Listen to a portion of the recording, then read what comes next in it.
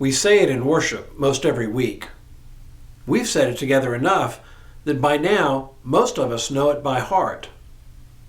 Hello, I'm Stuart Baskin, pastor of First Presbyterian Church of Tyler, Texas, and this is your daily devotional for Tuesday, July 21st, 2020. I'm speaking, of course, of the summary of the law. Not every Presbyterian congregation includes the summary of the law in worship each week, but I believe it is important enough that we all ought to include it. We can say the summary almost in our sleep, but listen to the whole story.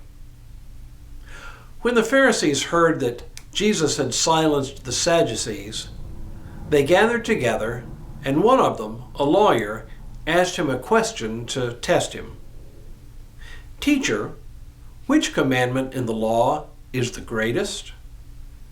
Jesus said to him, "You shall love the Lord your God with all your heart and with all your soul and with all your mind.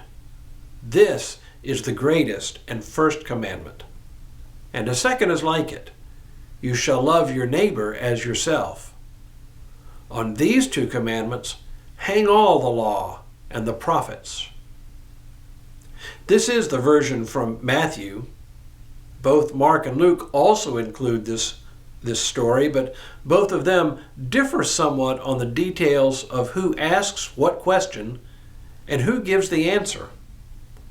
But any way you slice it, it is an important text and deserves its place in my personal canon of texts that help us interpret the rest of Scripture.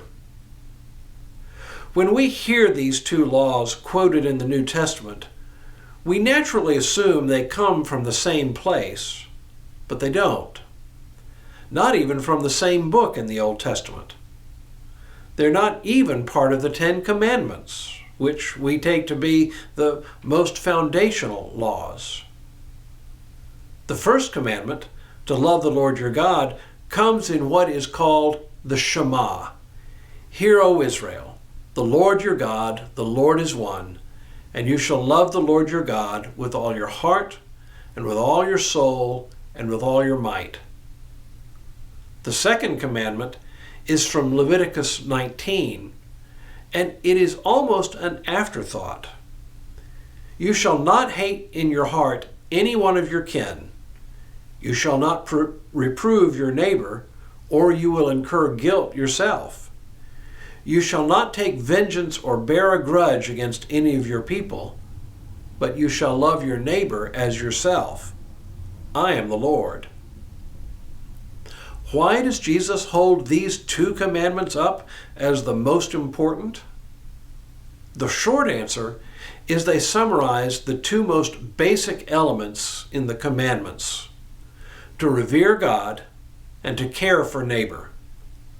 Some have described it as a cross-shaped pair of commandments, one describing our vertical relationship with God, who is metaphorically above us, and our horizontal relationship with our neighbor. Like I say, this is the most basic understanding of why Jesus raises these two commandments up. Understand them, and you understand the essence of the entire law. There's another dimension to it, though. This isn't just about the law. The final words of the summary are as important as the laws Jesus quotes. On these two commandments hang all the law and the prophets. Why the prophets? Aren't these commandments laws? Well, yes.